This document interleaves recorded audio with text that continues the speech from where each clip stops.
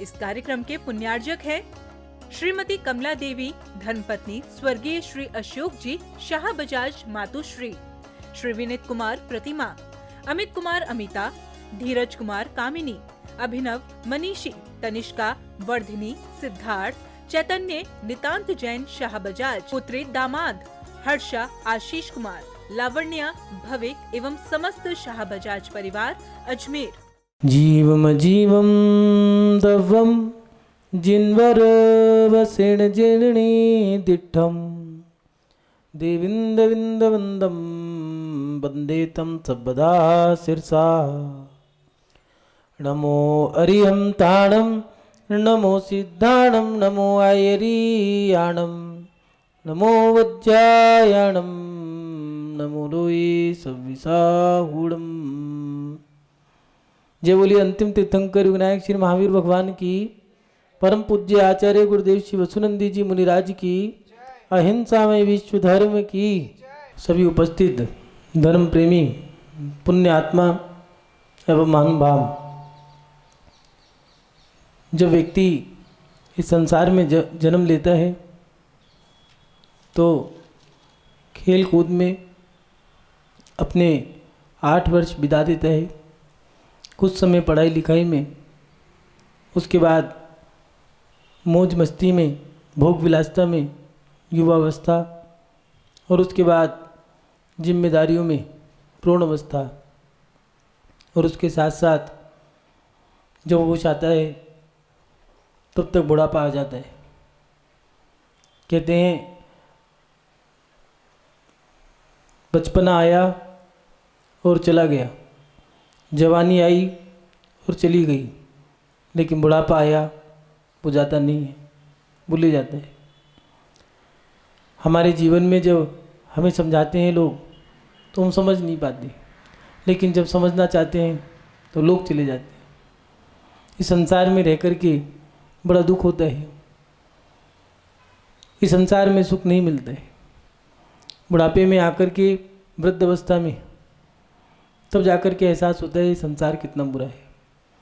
लोग इसे देखते हैं, जब तक देखते हैं तब तक ये अच्छा लगता है, लेकिन जब तक इसको जानते हैं और जब लगता है कि बुरा है, उस समय में हम कुछ नहीं कर पाते। लेकिन एक सवाल खड़ा होता है कि संसार में परिभ्रमण का कारण क्या है? हम बार बार संसार में अटक क्यों जाते हैं, रह क्यों जाते हैं? तो आचार्य पूजपा स्वामी जी ने इष्टोपदेश में दिया है कि राग देश दही दीर्घ नेत्राकर्षण कर्मणा अज्ञानात् सुचिरम जीवा संसाराब्दो भ्रमत्यसो। आचार्य पूजपा स्वामी जी इष्टोपदेश में लिख रहे हैं कि संसारी प्राणी इस संसार समुद्र में अज्ञान से अनादिकाल से राग देश रूपी 2 मथनी की रस्सी को खींचने की तरह घूमता है। संसार में भ्रमण करने का कारण अज्ञान, पहला हमारा ये अज्ञान जिसके माध्यम से हम संसार में भ्रमण करते हैं।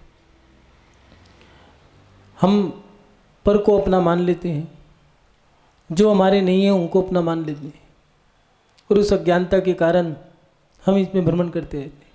दूसरा कारण राग और द्वेष, या तो हम किसी से राग करते हैं या द्वेष करते हैं। जितना जितना राग हमें होता है उतना उतना हम दुखी हैं, जितना जितना हम द्वेष करते हैं उतने उतने हम दुखी हैं। और राग द्वेष की जैसे आचार्य भगवंत उदाहरण दे रहे हैं कि जैसे एक मथनी में एक रस्सी बंधी है, उसका एक छोर इस हाथ पे है, दूसरा छोर इस हाथ पे है। उसको इधर से खींचोगे तो ये इधर गया, इधर से खींचोगे ये इधर गया, और जो मथनी है उसके माध्यम से वो घूमती रहती है। ऐसी हमें कि हम राग करते हैं तो देश हमें खींचता है, देश करते हैं तो राग हमें खींचता है, और राग ये देश के माध्यम से वो जो मथनी है, ऐसी हम संसार में घूमते जा रहे हैं। और उसका रिजल्ट, उसका परिणाम क्या है? दुख, दुख और मात्र दुख।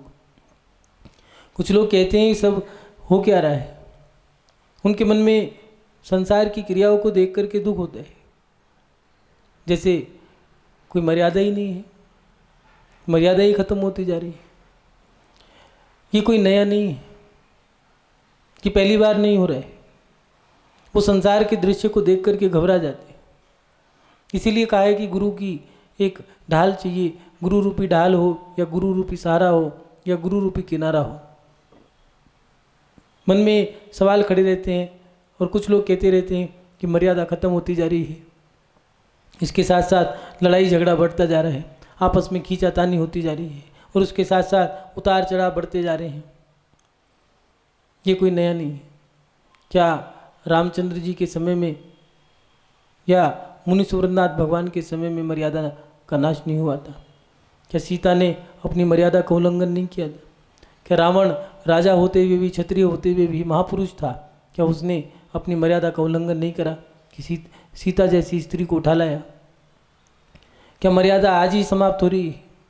ये संसार की क्रियाएं हैं संसार की, इसको देख करके हमें घबराना नहीं है, इससे देख करके हमें विरक्त होना है। क्या आपस में लड़ाई आज ही होती है? क्या आदिनाथ भगवान के जो दो पुत्र थे भरत और बाहुबली, उनमें आपस में लड़ाई नहीं हुई? क्या पांडवों में और कौरवों में लड़ाई नहीं हुई? क्या भाई भाई में लड़ाई पहली बार ही होती है? ऐसा नहीं है जो इस पंचम काल में ही हो रहा हो। ये अनादिकाल से चलता आ रहा है। जो आचार्य भगवान लिख रहे हैं कि अनादिकाल से राग देश रूपी दो मथनी की रस्सी को खींचने की तरह घूमता रहता है। ये अनादिकाल से चलता आ रहा है। आपस में लड़ना झगड़ना, लड़ाई होना। क्या लड़ाई अभी है? भरत चक्रवर्ती ने 60,000 वर्ष तक विजय युद्ध लड़ा। रावण और राम का युद्ध हुआ, कौरवों का युद्ध हुआ, पांडवों का युद्ध हुआ, जरासंध और श्री कृष्ण का युद्ध हुआ। लड़ाई झगड़े आज ही नहीं, पहले भी थे। और उसके साथ साथ उतार चढ़ाव तो चढ़ते उतरते रहते हैं। धर्म कभी गिरा, कभी पाप बढ़ा, कभी पाप गिरा, धर्म बढ़ा। आदिनाथ भगवान के समय में 10 कल्प वृक्षों का लुप्त होना, लोगों का दुखी होना, तब आदिनाथ भगवान ने 3 वर्णों की स्थापना करी, क्षत्रिय, वैश्य और शूद्र। और उसके साथ साथ 6 क्रियाएं भी सौंपी गई, असी मसी किसी वाणिज्य शिल्प कला। धर्म की स्थापना करी। और एक समय ऐसा भी था कि अजितनाथ भगवान के समय में 170 तीर्थंकर एक साथ जन्मे। पूरे 2.5 द्वीप में 170 तीर्थंकरों ने जन्म लिया। और एक समय ऐसा भी था कि पाप का इतना वर्चस्व फैला, शीतलनाथ भगवान के समय में धर्म की एक तरह से विच्युति हो गई, लोप ही हो गया। क्या राजा वसु ने 700 मुनियों के ऊपर उपसर्ग नहीं होने दिया? क्या उस समय में जब राजा दंडक ने जन्म लिया तो दंडक राजा ने 500 मुनियों को कोलू में पेल दिया? ऐसी ऐसी घटनाएं घटी हैं। धर्म का कभी धर्म उठा, कभी कर्म उठा, कभी पाप गिरा, कभी धर्म उठा, कभी धर्म गिरा तो पाप उठा। ये संसार की रीत है, कोई नया काम नहीं है। कुछ लोग दृश्य को देख करके डर जाते, वो सोचते हैं कि कैसा हो रहा है। कुछ लोग संसार सुधारने में लगे रहते, संसार सुधारक, समाज सुधारक, देश सुधारक। कोई संसार को नहीं सुधार पाया। जितना जितना इस संसार को सुधारोगे उतना उतना व्यक्ति पछताता चला जाता है, उतना दुखी होता चला जाता है। संसार में है क्या? यही तो है, राग देश मोह माया छल कपट क्रोध अहंकार मायाचारी लोभ, ये सारी चीज़ें संसार में तो हैं। और हम चाहते हैं कि इस संसार को ना बदले, हमें अपने आप को बदलना होगा। कुछ लोग देखते हैं, उनके देखने के नज़रिए होने चाहिए कि किन्हीं लोगों को तो सब बुरा ही बुरा दिखाई देता है। महिलाओं की मर्यादा चली गई, सर से पल्लू चली गई।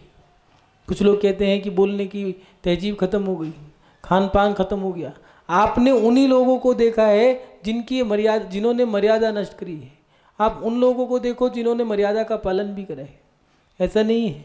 इस संसार में मर्यादा का पालन करने वाले, धर्म करने वाले और अधर्म करने वाले दोनों प्रकार के होंगे। शाकाहारी भी होंगे, मांसाहारी भी होंगे, और शाक और मांस इन दोनों से ऊपर भी होंगे। लेकिन हमारी दृष्टि क्या है? हम देख किसको रहे? जिन महिलाओं ने मर्यादा को छोड़ा है, आपने उनको देख लिया। जिन्होंने मर्यादा का पालन किया उनको भी तो देखो। चाहे चंदना हो, अंजना हो, सीता सती, सोमा सती, अन्ना सती, चंदा सती, मैना सुंदरी, सोमा सती, इनके साथ साथ अब कहोगी तो चौथा काल था, तो पंचम काल में भी मीरा हुई, राधा हुई, शबरी हुई, अहिल्या हुई। इन लोगों ने भी धर्म की मर्यादा में रह करके धर्म किया। ऐसा नहीं है कि इस संसार में एक ही पक्ष है, पाप भी होगा, पुण्य भी होगा, धर्म भी होगा, अधर्म भी होगा, लेकिन इनको देख करके हमें विचलित नहीं होना, हमें इनसे अपना कल्याण करना है। किसी नीतिकार ने बहुत अच्छी बात कही है कि दुनिया दुरंगी मकाने सराय, कभी खेल खूबी कभी हाय हाय। ये दुनिया दुरंगी है और मकान तो सराया है, इसमें आज तुम रह रहे हो, कल कोई और रहेगा। जिससे तुम सोच रहे हो वो दिख कुछ रहा है, कह कुछ रहा है, बोल कुछ रहा है, हो कुछ रहा है। जितना तुम्हारे निकटवर्ती व्यक्ति है उससे बच के रहना, क्योंकि पिता की चिता को अग्नि लगाने वाला बेटा ही होता है। जो अपना जितना निकटवर्ती है वही व्यक्ति हमें उतना रुलाता है। रावण को मारने वाला कुछ लोग कहते हैं कि राम था या लक्ष्मण। रावण को ना राम ने मारा न लक्ष्मण ने, रावण को मारा राम की सबसे प्रिय भाई विभीषण ने। अगर वो भेद ना बताता तो रावण न मरता। पांडवों पे उपसर्ग करने वाला अगर कोई था तो उनका ही भाई का भांजा कुरियोधन पांडवों पे उपसर्ग करने वाला। सीता को वनवास में छोड़ने वाला और कोई नहीं, राम था। कष्ट देने वाला प्रत्येक व्यक्ति तुम्हारा अपना ही होगा, इसलिए दिया है। ये दुनिया दुरंगी है, जितना विश्वास करोगे उतना उतना पश्चाताप करना पड़ता है। सोचते हैं पति हमारा है, हमें कष्ट जब आएगा तो हमारी मदद करेगा, ये पत्नी हमारी है, लेकिन जब कोई महिला संतान उत्पन्न करती है तो उस समय कोई उसकी मदद नहीं करता, वो पीड़ा उसे ही सहन करनी पड़ती है। जिम्मेदारियों के ठीकरे को सहन करने वाला वो पुरुष, उसकी जो पीड़ा है वो उसे ही सहन करनी पड़ेगी। कितने भी गृहस्थी कितनी भी बड़ी कर लो, लेकिन जिम्मेदारियाँ तुम्हें ही निभानी पड़ेगी। रो के या हंस के कमाना तो पड़ेगा। इसलिए ये दुनिया दुरंगी है, दिखती कुछ है होती कुछ है, और ये मकान तो सराय हैं। आज तुम रह रहे हो, कल कोई और रहेगा। कोई सोचता है कि मेरे जाने के बाद क्या होगा, किसी के जाने के बाद कुछ नहीं होता। जो होगा सो होगा। सूरज ना निकले तो ऐसा नहीं है दिन नहीं चलेगा, सब काम होंगे। सूरज निकले या ना निकले, अमावस्या भी आती है। एक समय ऐसा आता है कि अंधेरा होता है आकाश में, और एक समय ऐसा आता है पूर्णमासी के दिन चंद्रमा जब निकलता है तो सारी तरफ चांदनी चांदनी होती है। लेकिन चांदनी हो या अमावस्या हो, काम तो सारे होते हैं। इसलिए ये मकान ये तो सराया है, तुम चले जाओगे कोई और आ जाएगा। और इस संसार में कभी खेल खूबी कभी हाय हाय। कभी कभार ऐसा होता है चलो चलो चलो चलो भागो भागो भागो भागो, और कभी कभार ऐसा होता है कोई है ही नहीं। कभी कभार ऐसा होता है चहल पहल है, चकाचौंध है, जमघट लगाए, भीड़ है हजारों की, और एक समय देखा तो कोई पूछने वाला भी नहीं। एक वो भी था व्यक्ति जिसे लोग भीष्म पितामह कहा करते थे, लेकिन मरण के समय में मानो की शैया पे लेटे रहे, कोई पास में भटकने वाला भी नहीं था। महानुभाव, इसलिए किसी ने सही कहा है कि दुनिया दुरंगी मकाने सराय, कभी खेल खूबी कभी हाय हाय। ये संसार तो ऐसा ही है, इस संसार को हमें छोड़ने का प्रयास करना है। ये जो मथनी का मंथन है इसको हमें रोकना पड़ेगा।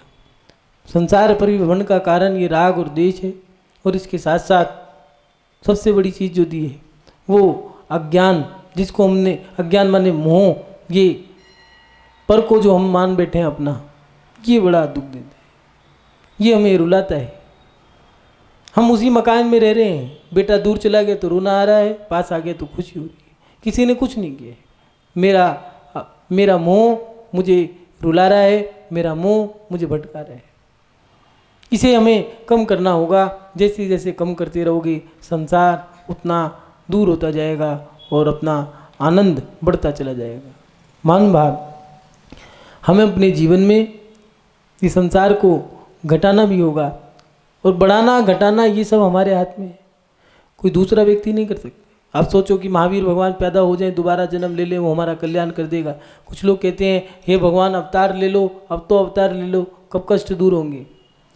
कोई अवतार लेकर के तुम्हारे कष्टों को दूर नहीं कर सकता है। अगर भगवान ने जन्म लिया है तो भगवान के पास जाकर के ही लोगों ने अपना कष्ट दूर किया है, चाहे वो महावीर स्वामी हो चाहे आदिनाथ भगवान हो।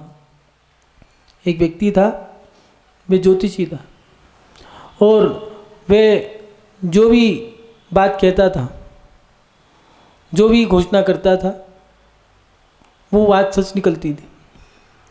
उसकी सारी भविष्यवाणियाँ सच निकलती थी। और जब व्यक्ति कोई ऊपर उठने लगता है तो उसकी काट करने वाले भी लोग पैदा होने लगते हैं। ऐसे ही उस ज्योतिषी के पास दो युवा गए, उन्होंने मन बना लिया कि हम इसकी परीक्षा लेंगे, और एक ओवरकोट पहन लिया है, और उस ओवरकोट में दोनों ने एक एक चिड़िया पकड़ के अपनी जेब में रख ली है, और वहाँ पर जाकर के ज्योतिषी से कहा कि हम ये नहीं पूछना चाहते थे कि हमारी कोट की जेब में क्या है, ये तो हम ही बता देते हैं कि हमारी कोट की जेब में एक चिड़िया है, लेकिन हम ये पूछना चाहते हैं वो जिंदा है या मर गई। ज्योतिषी ने भी बड़ा सटीक जवाब दिया कि चिड़िया तुम्हारी जेब में है, तुम चाहो तो मार दोगे, तुम चाहो तो छोड़ दोगे। और वो दोनों यही सोच के गए थे कि ज्योतिषी ने कहा कि चिड़िया जिंदा है तो उसे मार देंगे, अगर उन्होंने कहा वो मर गई तो उसको छोड़ देंगे, हम उसको झूठा करार कर देंगे। मान भाव, कहीं ऐसा तो नहीं हमारे साथ भी यही हो रहा हो। कर्म काटने की प्रक्रिया हमारे हाथ में है, संसार छोड़ने की प्रक्रिया भी हमारे हाथ में है।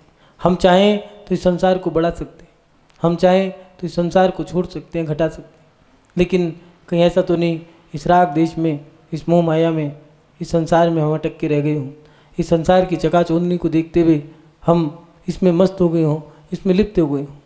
कई लोगों का सपना रहता है कि एक बार और हम इस संसार को देख लें अच्छे से, लेकिन जितना जितना इस संसार को देखते हैं उतना उतना बुरा लगता है। छोटे छोटे बच्चे खेल खिलौने खेलते हैं, उनके मन में रहता है कि मैं बड़ा बन जाऊं। हर छोटे बच्चे का एक ही सपना होता है, मैं भी जल्दी से बड़ा हो जाऊं। लेकिन जैसे जैसे वो बड़े होते हैं वैसे वैसे वो एक ही बात कहते हैं, काश हम छोटे होती तो अच्छा था। लेकिन जब वृद्ध अवस्था में आते हैं तब जाकर के एहसास होता है, न बड़े होना न छोटे होना, बस काश वो गुरु जो कहा करते थे उनकी बात को मान लेते, इस संसार को छोड़ देते। क्योंकि ये संसार किसी भी प्रकार से अच्छा नहीं है, जितना इसको देखते हैं उतना उतना बुरा लगने लगता है। कहीं बाहर विदेशों में घूम के आए, बाद में पता लगा कुछ नहीं है वहाँ भी। अपने गांव, नगर, शहर, महानगर, महानगरियों में और उसके साथ साथ देश और विदेशों में भ्रमण करने के बाद भी फल ये मिलता है, कुछ नहीं। जहाँ जितना घूमा उतना बेकार, सबसे बढ़िया अपना घर था। और फिर जैसे ही वो अपने अंतरंग में जाता है, शांति वाक्य में ही अपने मन में है, बाहर नहीं है। इतना सब कुछ करने के बाद उसे ज्ञात होता है कि शांति तो हमारे मन में है। कुछ लोग इस संसार को बुरा कहते हैं, कुछ लोग इस संसार को अच्छा कहते हैं, लेकिन ये संसार जो देखते हैं, राग से देखते हैं तो अच्छा लगता है, देश से देखते हैं तो बुरा लगता है। लेकिन आचार्य कुंदकुंद स्वामी जी ने अपनी आत्मा में लीन होकर के एक बात बहुत अच्छी कही कि सर्वत्र सुंदर लोई, इस संसार में सब कुछ सुंदर ही सुंदर है, वो तुम्हारे पैमाने के ऊपर है, तुम क्या देख रहे हो। जब अपनी आत्मा को अपनी आत्मा में लीन कर लेते हैं तो जो आनंद आता है वो आनंद इस संसार में नहीं है, या तो इसमें राग है या देश है। लेकिन जब हम अपने अंतरंग में बैठते हैं तब जाकर के हमें लगता है कि कुछ नहीं है, बस जो है सो है, अपने में मस्त रहो। इसलिए हमें अपने जीवन में इस संसार को कम करने का प्रयास करना है। जितना जितना बढ़ाओगे उतना उतना दुखी होगी। परिचय कम था तब सुखी थे, परिचय बढ़ा दिया दुखी हो गए। धन दौलत कम थी, कम कमाते थे लेकिन खुश रहते थे, लेकिन अब ज़्यादा कमाते हैं, शांति नहीं है। दुनिया भर की भागा दौड़ी है, शांति नहीं है। शांति नहीं है, जिसके लिए हमने जितनी भागा दौड़ी करी उतना तो मिला ही नहीं। कमाया खूब, गवाया खूब, लेकिन सुख नहीं मिला। सुख बाहर में नहीं है। शादी कर ली, बच्चे कर लिए, दुनिया भर की संपत्ति जोड़ ली है, लेकिन सुख नहीं है। सुख है कहाँ? संसार में सुख और दर्पण में मुख दिखता है, होता नहीं। अगर सुख देखना है तो वो तुम्हारे अंतरंग में है, अपने अंदर में सुख देखो। जितना सुख अंदर में देखोगे उतना आपको आनंद आएगा, लेकिन जितना बाहर में सुख देखोगे उतना आप दुखी होते रहोगे। महानुभाव, हमें अपने संसार को कम करना होगा और इसके साथ साथ इस संसार में रह कर के जैसे कीचड़ में कमल रहता है, ऐसे ही हमें इस संसार में रह कर के कमल की तरह रहना है। कैसे? संयम धारण करके हम अपने जीवन में धर्म करें। ऐसा एक हिसाब बनाना होगा, एक बैलेंस बनाना होगा, थोड़ा धर्म थोड़ा कर्म। इसलिए 6 आवश्यक क्रियाएं दी हैं। 12 घंटे व्यक्ति रात बनाता है, 12 घंटे का दिन लगाते हैं, जिसमें 6 आवश्यक क्रिया दे दी हैं। जो 6 घंटे बचे हैं उनमें अपने आप कर्म को करें, थोड़ा कर्म करें, थोड़ा धर्म करें। जितना ज़्यादा कर्म करोगे उतना दुखी हो जाओगे, और जितना ज़्यादा धर्म करोगे उतना भी दुखी होंगे। क्यों? क्योंकि धर्म अति करने के बाद कर्म छूट जाएगा, और कर्म अति करने से धर्म छूट जाएगा। संसार में रहना है तो दोनों का बैलेंस बनाना पड़ेगा, और संसार से निकलना है फिर तो संपूर्ण रूप से आपको धर्म स्वीकार कर लेना चाहिए, जिससे आप संसार छोड़ दोगे। महानुभाव, संसार में परिभ्रमण का कारण क्या है? तो आचार्य पूज्यपाद स्वामी जी लिख रहे हैं, संसार में परिभ्रमण करने का कारण एक तो अज्ञान, दूसरा राग और देश। इन तीनों के माध्यम से, यही कहें कि मोह, राग और देश, इन तीनों के माध्यम से हम इस संसार में अटके हुए हैं। आप सभी लोग अपने जीवन में संसार को कम करने का प्रयास करें। मौज मस्ती, खाना पीना, नाचना गाना, ओढ़ना पहनना, घूमना फिरना, ये तो अनादिकाल से कर लिया है, कोई नया नहीं कर रही। ये अनादिकाल से चलता आ रहा है। शादियाँ होना, बच्चे होना, मकान के मुहूर्त, घूमना फिरना, कितनी बार तुमने संतान पैदा कर ली है। किन्हीं आचार्य ने तो इतना लिख दिया कि अगर व्यक्ति अपने जन्मों के शरीर देख ले और शरीर इकट्ठे करे तो उसके पास पैर रखने की जगह नहीं मिलेगी, इतने जन्म तुमने ले लिए। कितनी बार नरकों में जा चुकी, कितनी बार स्वर्गों में जा चुकी, कितनी बार तिरंच बन चुकी, कितनी बार मनुष्य बन चुकी। कुछ लोगों को पहनने का शौक होता है, अरे क्या पहनोगे, अनादिकाल से कपड़े पहनते आ रहे हो, क्या देखोगे? इस संसार को देखते देखते कितने जन्म बिता लिए। क्या खाओगे, कितना खाओगे? इतना खा लिया है, 56 भोग खा लिए हैं, सब कुछ तो खा लिया। खाते खाते कितना काल बीत गया है, अब तो जाग जाओ। आचार्य समन्वय स्वामी जी दे रहे हैं कि पशुओं की क्लेश पहुँचाने वाली क्रियाएं। पशुओं को क्लेश कैसे पहुँचे? जैसे क्रिया व्यापार, ऐसे व्यापार भी नहीं करने हैं। या फिर अनर्थ दंड की क्रियाएं, जैसे होते हैं ना, बच्चे होते हैं, पत्थर लिया, मैंने 1 मकोड़ा मारा, मैंने 4 मारे, मैंने 40 मारे, ऐसे ये अनर्थ दंड की क्रिया हो गई। इसमें कौन सी? पशुओं को क्लेश पहुंचाने वाली। जैसे कुछ लोग होते हैं, पंखा चला रहे थे, खुला ही छोड़ के चले गए। भाई जितना तुम्हें ज़रूरत थी ठीक है, आपने कर लिया इस्तेमाल, उसको खुला छोड़ गए, कोई चिड़िया आई और वो मर गई। ये क्या हो गया? ये अनर्थ दंड की क्रियाएं हैं। इसमें प्रमाद भी आ जाएगा और पशुओं को क्लेश पहुंचाने वाली क्रियाएं।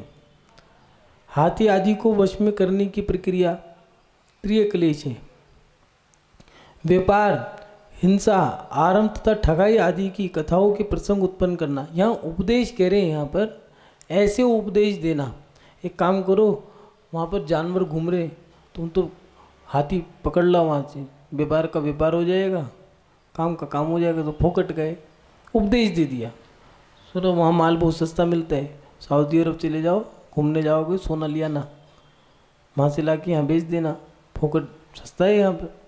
तो ये क्या हो गया? पाप का उपदेश। कौन सा उपदेश हो गया? क्योंकि उसने चोरी करी टैक्स की, तो कौन सा उपदेश हो गया? पाप उपदेश। दूसरा दिया व्यापार, ऐसे व्यापार का उपदेश देना। यहाँ उपदेश लगा रहे हैं अभी, पापोपदेश। तो ऐसा एक काम करो, तुम तो ये वाला व्यापार कर लो, बेकरी का काम कर लो, आजकल खाने पीने का काम बहुत अच्छा है। और नहीं तो किराने का काम कर लो, सबसे बढ़िया है। आदमी 3 चीज़ तो चाहिए, रोटी कपड़ा और मकान। तो उसने तुम्हारी बात मान के खाने पीने का होटल खोल लिया। अब उसमें कितनी जीव हिंसा होगी होटल खोल के, फिर रोज़ की हिंसा है उसमें। तो जो नाली में पानी बहाया उसमें भी हिंसा है, और जो मसाले हैं वो के शोधन करेंगे, वो थोड़ा ना तुम्हारी तरह एक एक दाने चुगेगा, वहाँ तो रोज़ की हिंसा है। तो आपने उसको उपदेश दे दिया, उन्होंने पालन कर लिया, यहाँ पर आपका पाप उपदेश का यहाँ पर कर्म बंध गया। दूसरी बात, ये आपकी एक हिंसा हो गई, तो इसलिए अनर्थ दंड में खामा खा का उपदेश भी नहीं देना है। व्यापार हिंसा, हिंसा क्यों बता दिया आपने, सुनो तुम तो उसे मार दो जानते, फिरौती देना, ये सब चीज़, आरंभ तथा ठगई आदि की कथाओं के प्रसंग उत्पन्न करना, ये पाप उपदेश नाम का अनर्थ दंड है। खेती आदि आरंभ में तथा दूसरों को किस तरह ठगना आदि की कला प्रलभ करना, अरे तुम तो ऐसे इस तरीके से, ये तो बेकार है। मैं बताता हूँ तुम्हें आइडिया, होते ना सलाहकार, खामा खा में सलाह दे दी। अब सलाह भी किस चीज़ की दी आपने, हर चीज़ में सलाह दे रहे हैं। केमिस्ट का काम कर लो, अब केमिस्ट का काम कर लिया भैया, उसमें कितनी हिंसा है। अब किसी महिला ने अपने बच्चे को मार दिया, दवाई तुमसे ले ली, फुरनेल, ऑल आउट, मच्छर मारने की दवा, जीवों को मारने की दवा, बच्चों को मारने की दवा, पेट के कीड़े मारने की दवा, ये तो सब वही बेचेगा। तो अपन लोग धर्मात्मा को कह रहे हैं कि धर्मात्मा इनसे बचा। वो कहेगा महाराज जी फिर तो बंद हो जाएगा सब। भैया जो करेगा करने तो तुम बचो ना, ये धर्मात्मा के लिए उपदेश दे रहे हैं। जो धर्मात्मा वो करे ना ये काम, हमें थोड़ा ना करना है। तो हम ऐसा उपदेश भी ना दें ठगने का, ये तुझे ठगना भी नहीं आता, मैं बताता हूँ तुझे कैसे ठगना है। और या फिर एक काम करो, वहाँ पर 100 का नोट पड़ा है, जाके उठा ले जा, तो चोरी करने का उपदेश दे दिया। तो ऐसा उपदेश नहीं देना है इसमें। ये तो उदाहरण से आचार्य भगवान ने दे दिया कि पशुओं के क्लेश पहुँचाने वाली क्रियाएं, व्यापार हिंसा आदि आरंभ ठगी आदि की कथाओं के प्रसंग उत्पन्न करना, ये उदाहरण में 2-4 ही चीज़ें लिखेंगे। अब आपने कैसे कैसे उपदेश दिए तो आप ही जानते हो ना। टीका में भी दे रहे हैं, जो उपदेश पाप के उपार्जन में कारण हो उसे पाप उपदेश कहते हैं। तुमने जो सलाह दी है, जो तुमने राय दी है, वो तुम किस विषय पे दे रहे हो। इसलिए आप लोग देखना, पुराने बुजुर्ग लोग जो हुआ करते थे वो कम बोलते थे। उन्हें पता था कि भाई ठीक है, वो हिसाब लगा लिया करते थे, ये तो हिसाब मेरे मतलब का नहीं, चलो भैया बोलते रहे, तुम्हें मेरे को क्या, मुझे सलाह ही नहीं देनी। और कोई धर्म का काम होता था, भैया एक काम करो तुम ऐसा कर लो, इसमें और बढ़िया होगा और बढ़िया होगा, तो उसमें वो लाभ मिलता था। अब हमने पाप के उपदेश दे दिए दुनिया भर के, ये खाना कर लो, बढ़िया करिए, सुनो 10 लक्षण 10 उपवास कर लेना, उसके बाद बढ़िया खाना कराना, वो कराना, ऐसे कराना। और उसने 10 उपवास करे, उनने खाना करा दिया, बेचारे का जितना पुण्य बढ़ाया था उतना सब खत्म करा दिया, उस सलाहकार का कुछ नहीं गया। अगर अपनी आत्मा का कल्याण करना है तो इस मोह को, इस राग को और देश को कम करते हुए अपनी आत्मा का कल्याण करें। इन्हीं सद्भावनाओं के साथ कि आपका शुभ हो, मंगल हो, अपनी शब श्रृंखला को विराम देते हैं। जय बोलिए परम पूज्य आचार्य गुरुदेव श्री वसुनंदी जी मुनिराज की, अहिंसा में विश्व धर्म की। श्रीमती कमला देवी धर्मपत्नी स्वर्गीय श्री अशोक जी शाह बजाज मातुश्री, श्री विनीत कुमार प्रतिमा, अमित कुमार अमिता, धीरज कुमार कामिनी, अभिनव मनीषी, तनिष्का वर्धिनी, सिद्धार्थ चैतन्य नितांत जैन शाह बजाज, पुत्री दामाद हर्षा आशीष कुमार, लावण्या भविक एवं समस्त शाह बजाज परिवार अजमेर।